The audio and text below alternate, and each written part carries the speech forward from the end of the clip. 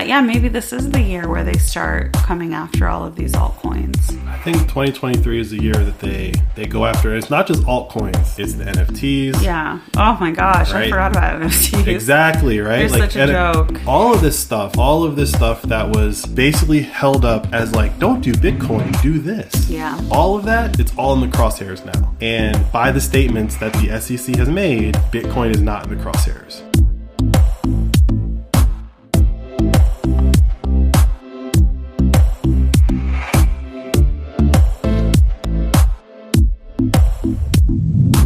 You're listening to the Flirting with Bitcoin podcast. I'm Mandana. And I'm Ian. And we're the Receffies. My husband Ian is a Bitcoin enthusiast, but I am not. Each week, he tries to teach me something about Bitcoin and Bitcoin adoption. We have a lot of fun with it. But I'm not trying to overwhelm you with technical analysis and price targets, babe. You promise? I promise. And I promise we won't overwhelm you with ads. That's because we operate on the value for value business model. What's that? Instead of reading off a bunch of ads, we're going to keep things a little more personal, intimate, if you will. If you enjoy the show, meaning it brings you some value, consider supporting us. That support can be sharing the pod on your socials, recommending us to a friend, and yes, even sending us some money. And since I'm the Bitcoiner, I prefer Bitcoin. And you can send us some on our favorite podcasting app, Fountain. If you want to learn more about the pod, go to flirtingwithbitcoin.com and our About page to learn the different ways you can support the show. And if you're new here, or not, make sure you check out the Satoshi Savings Calculator on the site. It's a little app that I built that enables you to set a goal for how much Bitcoin you want to acquire, while also reinforcing certain Bitcoin concepts like the halving and Satoshis. And since I know Bitcoiners are all about their privacy, the app works completely in airplane mode and only saves data to your browser's local storage. To all our fountain heads out there,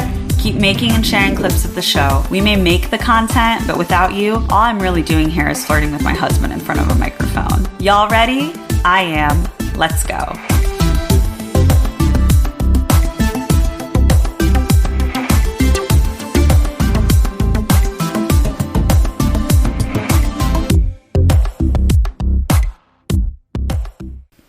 Hey, Ian.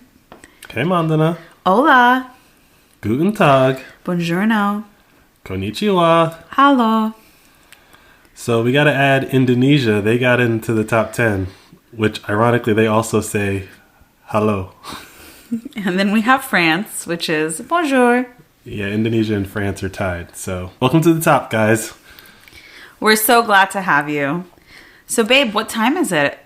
The current time is 7:72-736, and that means a couple of things. First off, the age of the podcast. We're now 54,714 blocks old. Or young. Whichever way you want to say it. It's been 1,556 blocks since our last episode, and we are approximately 67,264 blocks until the halving. And if I give you $1, how many acres could I get on sunny Bitcoin Island today? Today, price has gone up a little bit. You can only get 4,748 sats for $1. Yeah, so I guess we'll be talking about that today, but the price of Bitcoin has gone up. The fiat price has gone up. The fiat price of Bitcoin has gone up. Yep. One Bitcoin is still one Bitcoin, though. Well, yeah, but to get one Bitcoin, it costs a little bit more. Depends on how you're getting it. How do you feel about it? Obviously, we want the price to go up, right? Like, obviously, it feels better. Don't be coy with me, sir. Tell me how you really feel. But honestly, like, this particular price move, which was like 25% in like a week, sadly didn't faze me. Like, I was just like watching it happen, and because I knew all the other things that were going on in the background, I was just curious where it was going to stop. But I wasn't really like impressed with the pump, as the kids are saying in the streets. Apparently that's what it's called. Is Bitcoin pumping? Well, it was. Is that the term for it? It's pumping, yes. That's so weird. I don't like that. It comes from pump and dump. Yeah, but isn't that a bad thing? Well, the pump, there's nothing wrong if something's going up because people have a perceived value in it. Mm-hmm. It's the dumping part of pump and dump that's bad. Okay. Right? And so people manipulate things so that they can dump, but people get caught up in the pump, right? I'm trying to take you seriously, but you just keep saying pump and dump. Hey, I didn't make up these terms. I know you didn't. All right, so we're pumping. Well, it stopped. It stopped. It stopped. We were pumping. We're not pumping anymore. These are technical terms, guys. I'm learning. Again, like, there's a lot that goes into, well, what is the price of Bitcoin? Air quotes there. And in this scenario, I think that, speculating here, I'm not saying this is the cause, but I think it was basically Janet Yellen coming out and saying that we were in a debt crisis again. And that just probably caused a certain number of people to say, oh, not playing this game again. Anytime we hit a debt crisis, that means they're going to print more money. Yeah. So you kind of want to front run the money printing. And I know there's a lot of discussion around that happening right now in like mainstream media. So it checks out. Your theory checks out. Going back to like, it's a known thing, kind of like the halving. This debt ceiling was a known thing that was coming up. And like a week before, they go, crisis. Yeah. It's like, that's not how you run a monetary system. The halving in Bitcoin is planned out every 4 years. Everyone knows it's coming. Everyone can plan accordingly. Oh, I'm planning a party. Everyone's invited.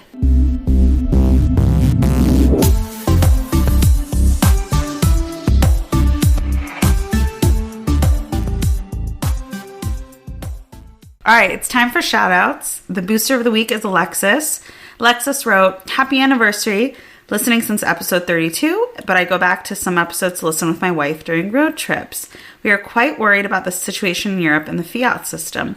So we have started stacking with non-KYC European services like Bitter, or it's BITTR. I don't know if it's pronounced Bitter, and Relay, which is RELAI, which you send fiat through a bank transfer and they send you Bitcoin in your own wallet. What is your opinion with such services that are non-KYC, but you have to share your IBAN with them?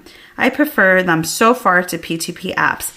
I'm just going to assume that Alexis was asking you that question and not me, because I don't even know what an IBAN is. So, babe, like, what do you think? What's your response to that question?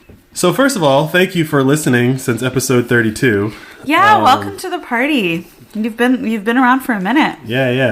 And I recognize the username, so, like, long-time listener, first-time caller? Yeah. Is that what's going on here? Shout out to your wife, too. I'm glad she's listening in. I love to hear that. When it comes to, like, stacking, really however you do it is secondary to actually stacking sats, right? Like, you just want to get Bitcoin however you can. I've heard a lot of good things about Relay. I've never heard anything about Bitter, but the thing that I like to point out is that the P2P apps are like the ultimate fallback, right? Like, assuming that these banking systems clamp down and they close off all the on-ramps and you can only do it through P2P, like, those systems will always still be there. But while we don't need to use them, any service that just makes it a little bit more convenient for you to acquire Bitcoin, I would always advocate for that. So, like I said, I've heard good things about Relay. Obviously, they're kind of like cheeky on Twitter with their Twitter account. They kind of troll people and stuff through their like official Twitter account. Oh, you love that.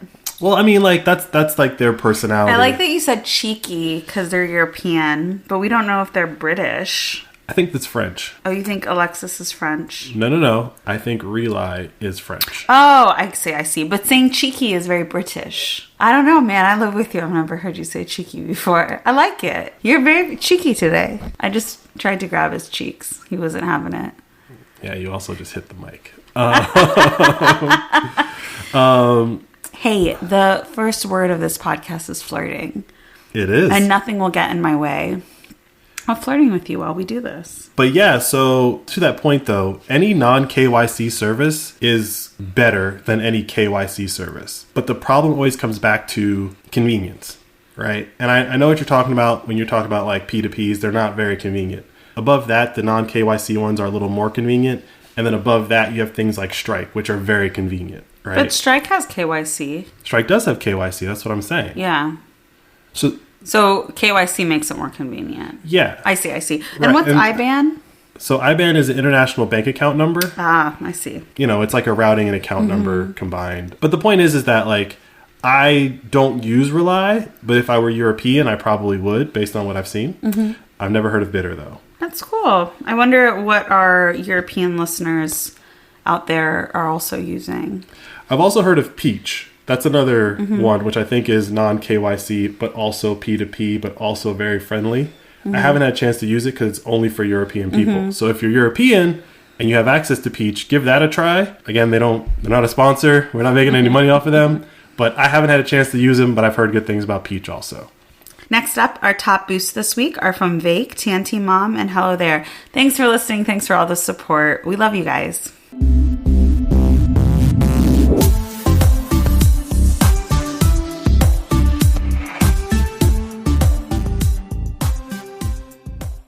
Okay, quick housekeeping. As you all know, I was first in this household to join Nostra because I am really cutting edge on the top of technology, especially when it comes to Bitcoin technology. And then I bring Ian along. So if you want to connect with me on Nostra, we're going to put my public key in the show notes. And then I guess since now Ian's now also on Nostra, like he's caught up with me, we'll put his in there too. It just feels so good to be first. Are you proud of that whole segment? I'm so proud of that. Okay. And if someone was a first-time listener, they might actually think I was I was on the forefront of this technology. But so I think our handles don't matter. Is that it? Like people can't really search for handles. They have to do the public key. There's a couple of services where you can search for handles, but that basically just gives you their public key. I see. But adding a public key into whether you use Damus or I use whatever client I'm using, when you plug it in, it'll pop up if they have established a username. Cool. So join. I am not that good at it because I've never really used Twitter, so I kind of forget it exists. So Ian's on it a little bit more, but that doesn't mean that you shouldn't follow me and I'll follow you back. I'm Mrs. Onision on the app and Ian is Onision. So I was going to say that a little differently, but I do like how you did that. Oh, did you? Was this your announcement to make? Nostra's my thing. Stop trying to make it your thing. How did Nostra become your thing? I did it first. I had it first. That's how it works. Okay. You heard it here first, ladies and gentlemen. Mandana is our Nostra correspondent. You're welcome. I expect to get updates from you about Nostra goings on. Great. Should we make a Flirting with Bitcoin account too? Why? Because we have that on Twitter in addition to your account. Look, we already got enough social media to try to manage. Let's not add a third one that neither one of us are going to check. I know we're not. It's a lot of work, guys. I'm going to be honest. But the problem with the Nostra app is that there's no notifications yet. So be patient. I do check usually right before we record. So add me on there. But I'm pretty sure Ian will be more responsive than I will be. But it doesn't mean I don't love you and I don't care. Yeah, so I have Android. And because of that, I have not been able to use the Damus app. So I'm using an app called Nosotros. That's funny. Never really said it out loud until now. It's an Android app. You can download it right off their Git. The APK goes onto your phone. You don't need the App Store. And it's pretty slick. It's not as good as Damus, but it's pretty slick. And it lets me see everything that you can see, which is the whole point of Nostra. Yeah. And to my defense, I used to be an Android person. And then about a year-ish ago, the new iPhone came out and I needed a new phone. And Ian, in fact, kind of encouraged me to get the new iPhone. And I did, and I don't like it. So I don't know why, but I just assume our listeners aren't iPhone users. They're Android users at their core, like I am. We'll never know. We'll never know. But I don't want you guys out there thinking I'm this like longtime iPhone user. No, I've been an Android user until my most recent phone. And as soon as this phone fails on me, I'm switching back. You know you can trade it in any time, right? That's too much work. I can't do that right now. It was so hard switching over. I will say, if you have Android, don't ever switch to iPhone. It's so much work. It was exhausting. I remember. And the iPhone sucks. There's so many more limitations to it. If you have an iPhone and you're ready to use your brain a little bit more, switch over to Android. Because you can do so much more in the Android app. And I think you'll appreciate it more, and the cameras are always better. On the Pixel. On the Pixel, yeah. The Pixel is the phone that I had before. It's the phone that Ian has. And it's so good. I'm just trying to maintain my street cred out here. Nobody was challenging your street cred. I feel like it could have happened. You challenged your own streaker. I just wanted to make really clear who I am. Okay. You know, just... You're a former Android user dabbling in the iOS world. Dabbling. I'm dabbling. Dabbling and disliking. We got it. But anyways, as we all know, I'm the OG on the Nostra app, so follow me first and then find Ian. Yeah, and just to tag on to that last little bit of Nostra, a funny thing happened today. Jack Dorsey, he's part of why Damus kind of started blowing up.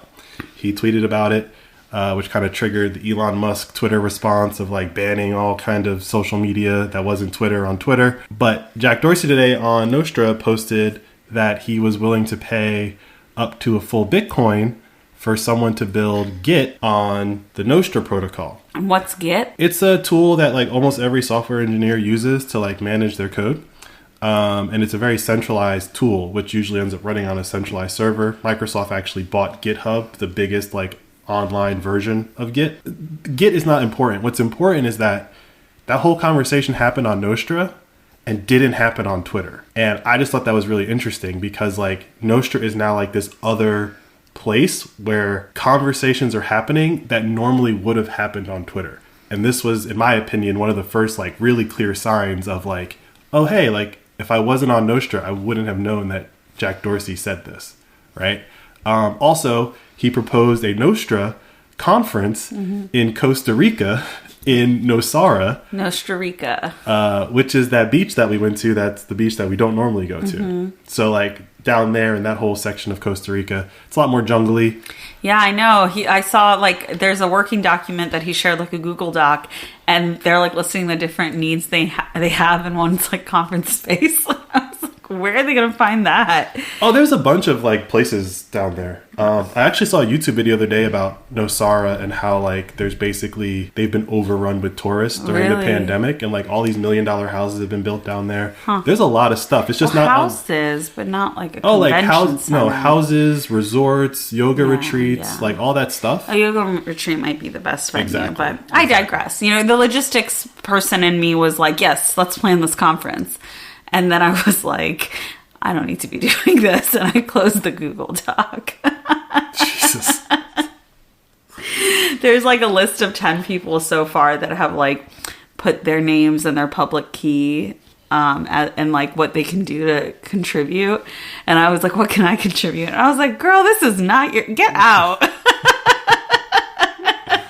Yeah, get out. But imagine, what if I helped Jack Dorsey pull this event off? Someone's going to help. Someone's going to help. It's not going to be me.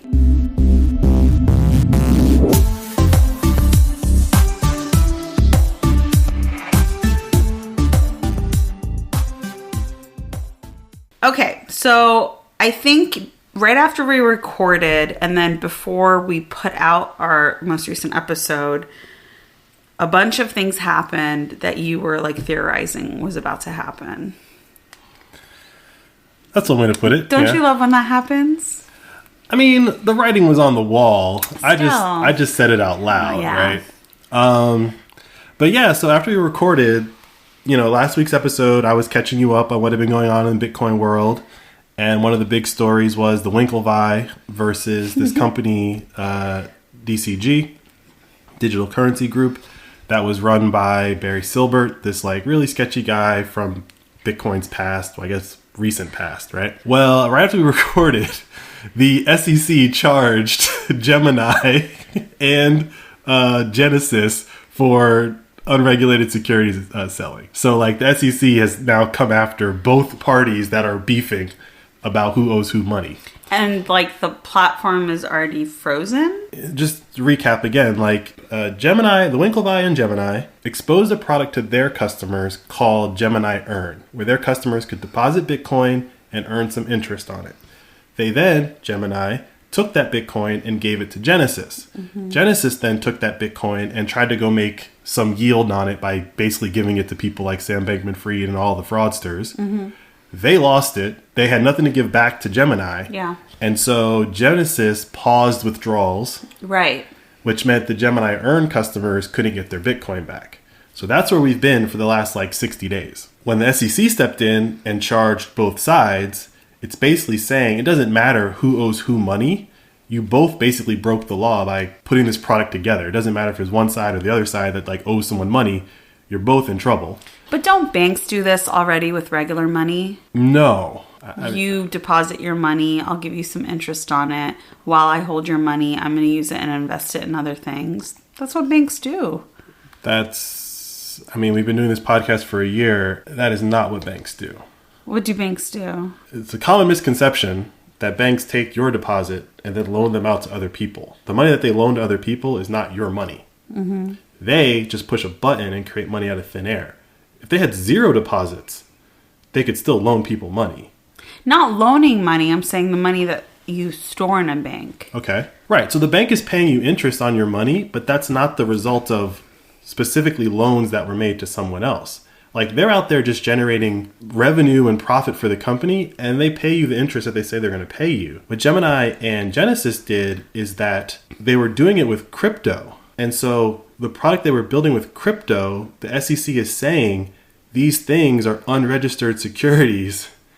And you securitize, I see. You securitize their assets. But if they were doing this with dollars, it would be okay. If you get a banking license and, yada, yada, yada, it's okay. Okay. Right? But that's it's because that's the point that I was trying to make. It's because they were doing this with crypto. Got it. That got them in trouble. And so a lot of people are basically pointing at this going, this is the SEC coming for crypto. Mm-hmm. Right? Probably a slam dunk case because they actually lost people's money. Yeah. So there's a lot of...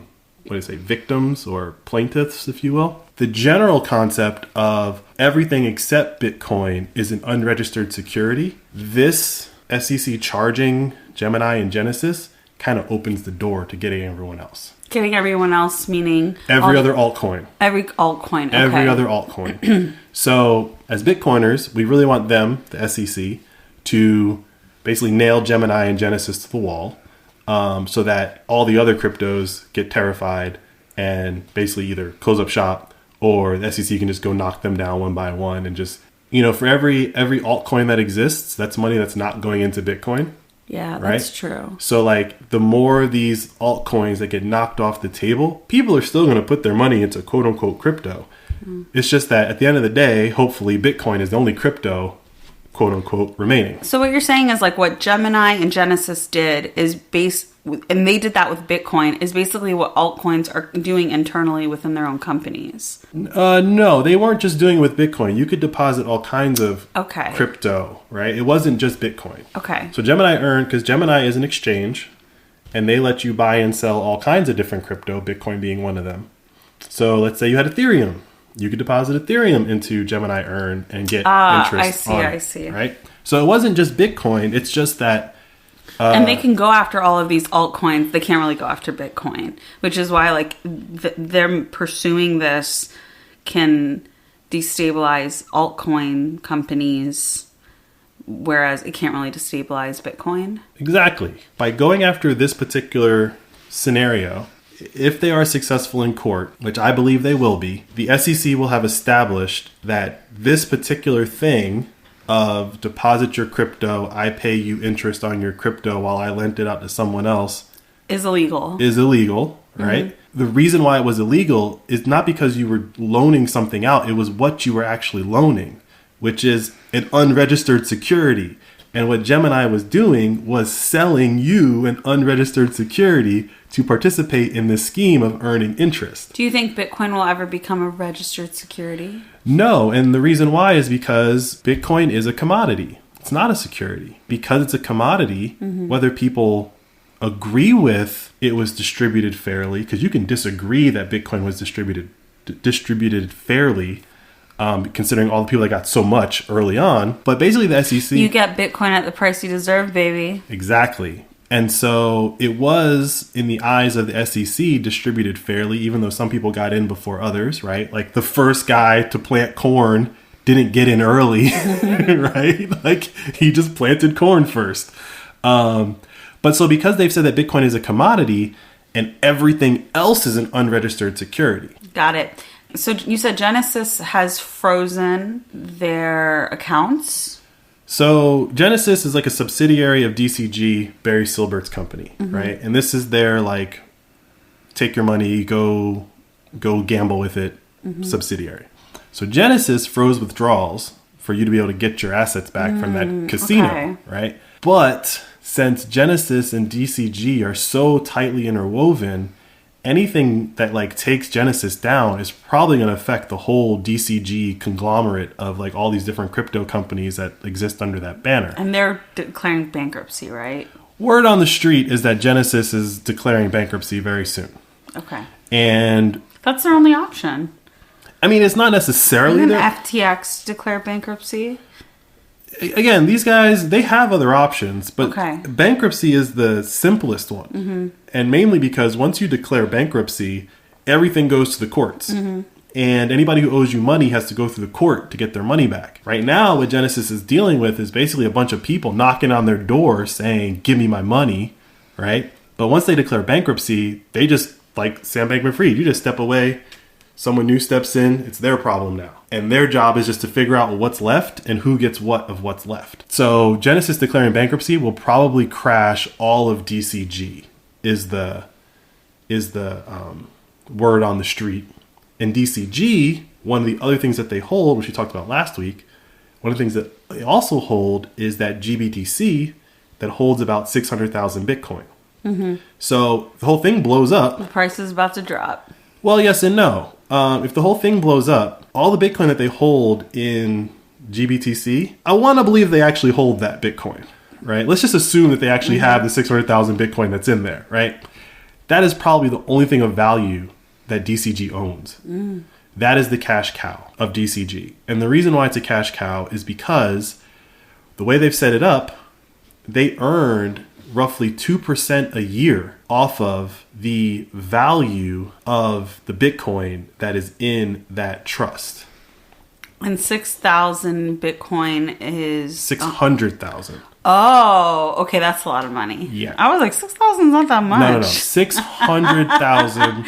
I know for a fact it's over 500,000 Bitcoin, right? I don't know the exact number, right? Dang, okay. So the point is that they have over 500,000 Bitcoin that are sitting in a trust, and every year, everybody who owns, GBTC shares, and I won't get into the technical details of how, but they basically pay Grayscale, which is owned by Digital Currency Group, owns Grayscale. Grayscale owns GBTC. Grayscale takes 2% of the value of whatever 600 or 500,000 Bitcoin is every year. Which comes out to, I think this latest calculation is like $150 million a year. Mm-hmm. So that thing is just printing money for them. So if the trust falls apart and Genesis has to somehow give up their Bitcoin, what happens to the investors? Well, this is, and I'm borrowing this from a couple of different people that I've been reading and watching. Someone's going to buy that trust. Like that thing that they've put together, that people have agreed to let them take 2%. They'll buy it in bankruptcy court. Someone wants to buy that because that thing, like I said, is printing money. Michael Saylor. Well, Michael Saylor wouldn't buy it because he would buy Bitcoin, right? Yeah. But there's someone out there who isn't doing all this crazy stuff with all these other companies who just wants to get into the Bitcoin game.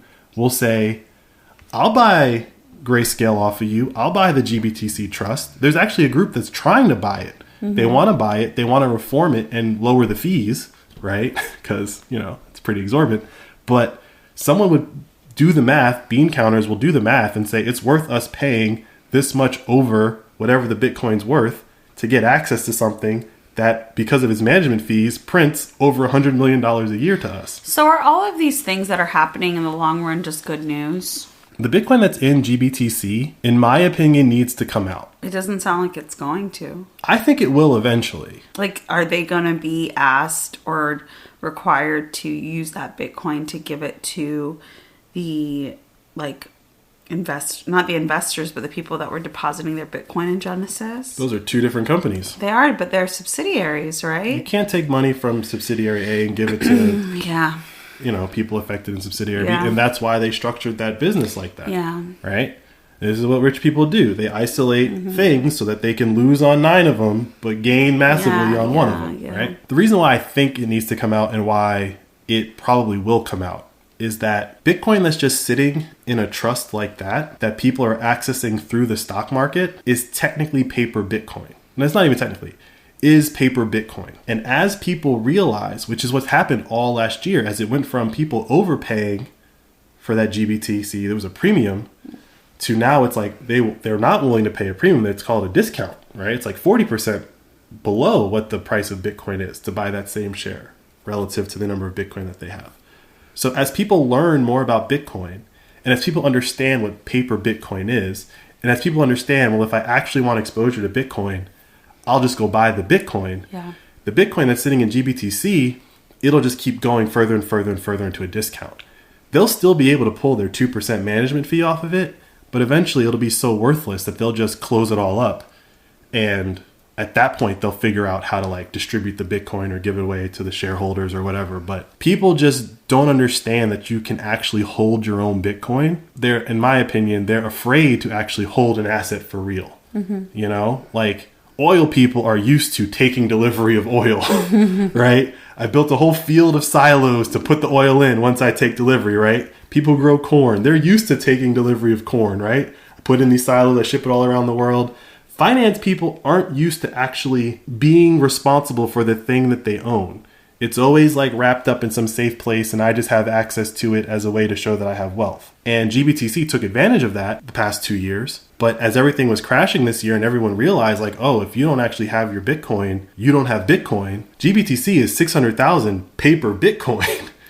Yeah. And paper Bitcoin is worth a lot less than real Bitcoin. It just, the world and the market hasn't really figured that out yet. But there's a lot of rules that are changing where all the people that were buying GBTC because they couldn't buy Bitcoin, they're being given permission now to buy real Bitcoin. Yeah. So they won't buy. Yeah, that reality GBTC. is like shifting. Exactly.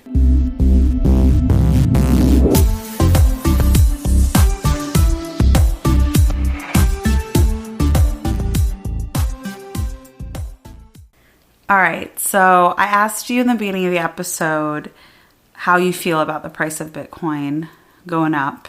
Mm-hmm. You said it went up 25% in a week, and it didn't really faze you. It didn't. And now do you want to ask me how I feel about it? Yeah, that's why I put it in the show notes.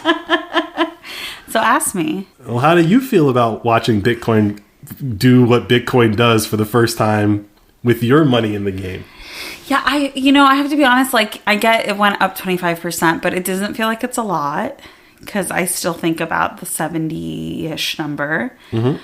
And I just feel like it's going to go back down. Why? Because that's what it does. And because there's so many things that are crashing. I mean, we're talking about all of the things that we talked about today, but then also just generally the economy is really volatile. And so I just am not in this headspace to be like, aha, see, Bitcoin's back up.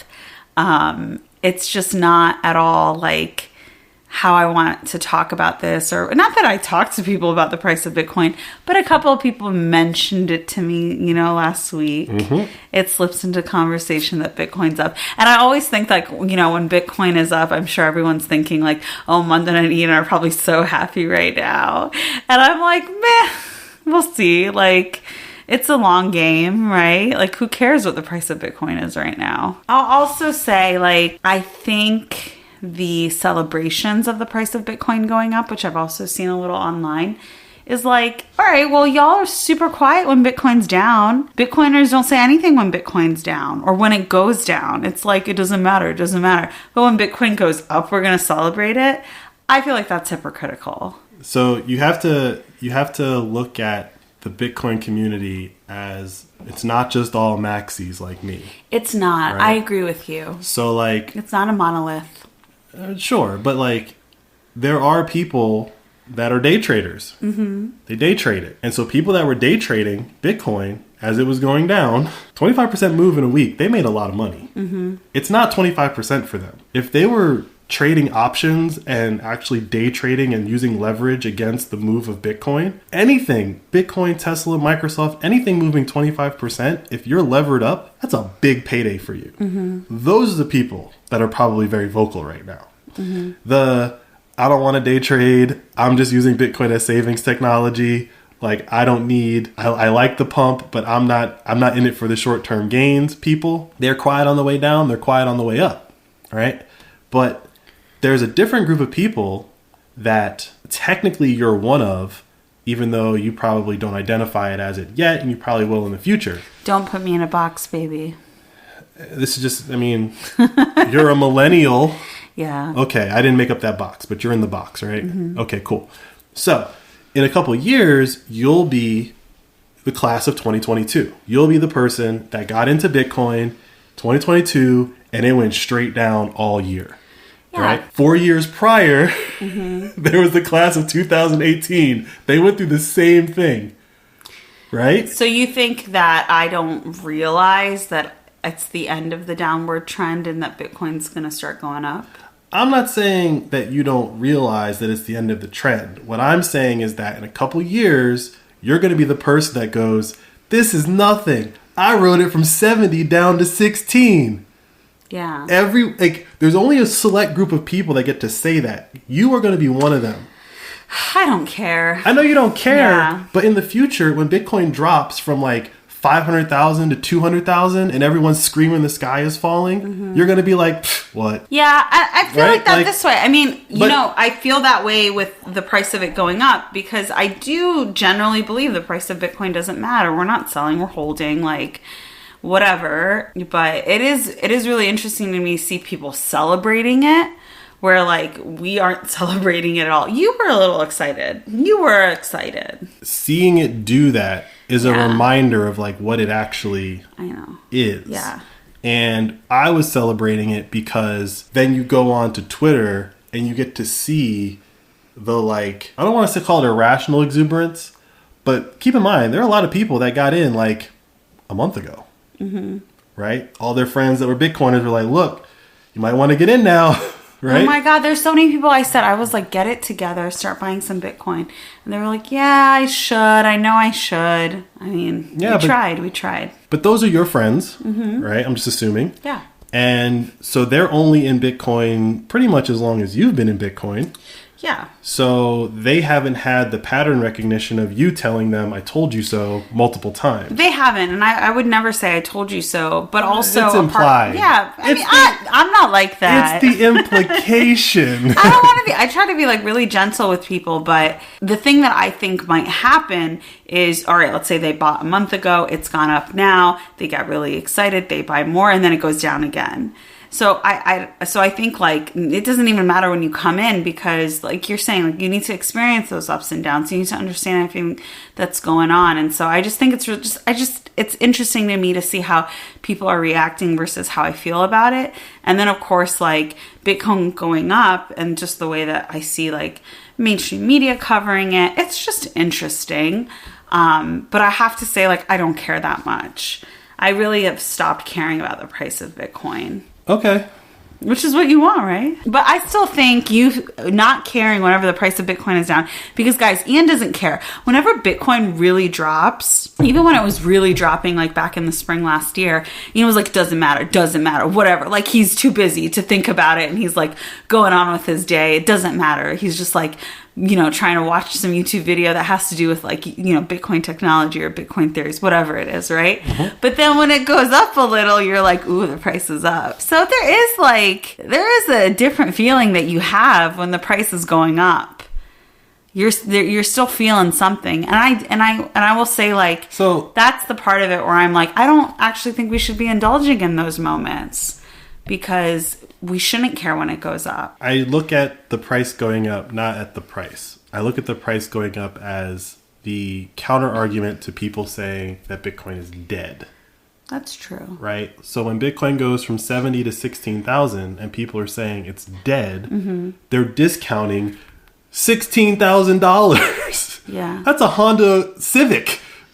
So maybe not anymore, but it used to be. Yeah, but you know what I'm saying? Like, they're saying that it's dead. There's still $16,000 worth of value in there to go that has to be redistributed with a bunch of people willing to get rid of it. The obituaries that are written for Bitcoin every time it does this drop, when Bitcoin's like, I know you never watched wrestling, but when it does, for the people that are listening that might watch wrestling, when it does like the Hulk Hogan with the arms kind of down, but it like starts shaking. It's like, I'm not dead, brother. I'm not dead, right? It's like everyone who was like possibly doubting themselves for a second, that was like, oh my God, maybe I am in on a Ponzi scheme. Yep. Maybe I am like, maybe I'm wrong. Yep. Right? I know that's where it's like, whew, okay, But we're good. But my point is that like, you know, for me, I don't care either way. I'm excited when I see it do that because it's for everyone else.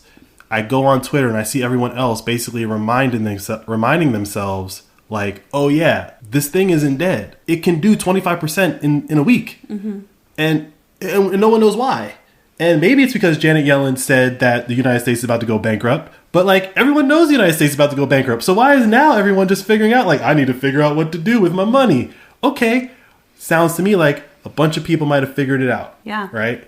And so to me, the Bitcoin price moving up is just a signal that like someone, somewhere, somehow, some reason figured it out.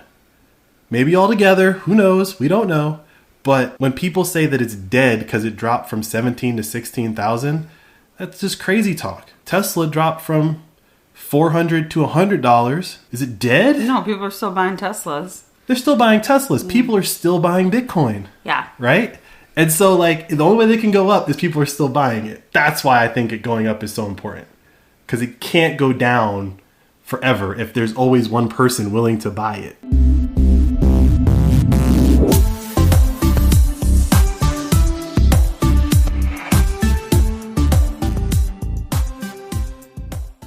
Okay, babe. So, like, all in all, this has been a good week for Bitcoin.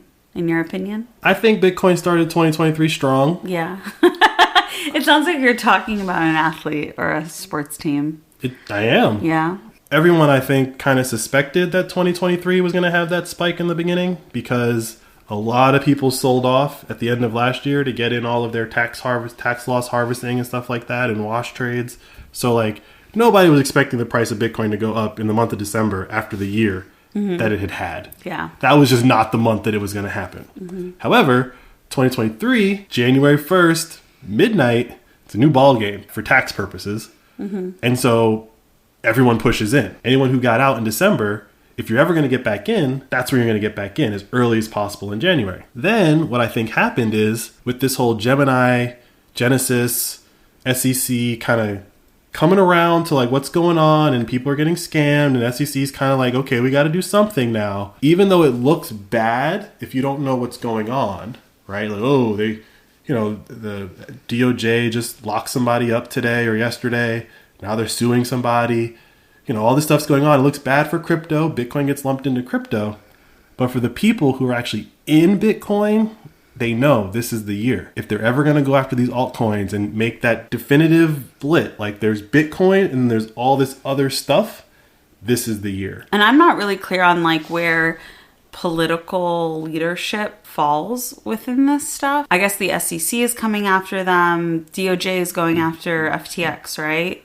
Everyone's going after FTX. Everyone's going after FTX, right? So, like, I would hope that it's kind of a bipartisan effort to close these up. I know that there have been hearings, congressional hearings on crypto. There's just been so many, like, Americans that have been, like, victimized by the whole crypto game. Yeah, maybe this is the year where they start coming after all of these altcoins. I think 2023 is the year that they go after. It's not just altcoins; it's the NFTs. Yeah. Oh my gosh, right? I forgot about NFTs. Exactly, right? You're like, such a joke. All of this stuff that was basically held up as like, don't do Bitcoin, do this. Yeah. All of that, it's all in the crosshairs now. And by the statements that the SEC has made, Bitcoin is not in the crosshairs. I think that 2023 is the year some of these altcoins are legitimately going to zero. When I just said like going from 16, like it's still got to drop some, and it's like it might not. There's always going to be a buyer. I think a lot of these altcoins going to flat out zero. Yeah. People are going to jail. They will not be allowed to sell, let alone have a buyer for it. And when we get to that point, yes, there will be a lot of people that are hurt. Yes, there'll be a lot of people that are like, I lost all my money or a large portion of my money. Hopefully people are paying attention to what's going on and start being able to make that delineation on their own and say, I need to get out of this and get into Bitcoin. Because it seems like every time these things blow up, Bitcoin does fine. Yeah. How is that? Yeah. Why does Bitcoin not go to zero when everything else goes to zero? What's up with that? hopefully 2023 pulls everyone into that thinking, and then we can get into 2024, year of the halving, and everyone's fighting over less Bitcoin. And that's when the party really starts.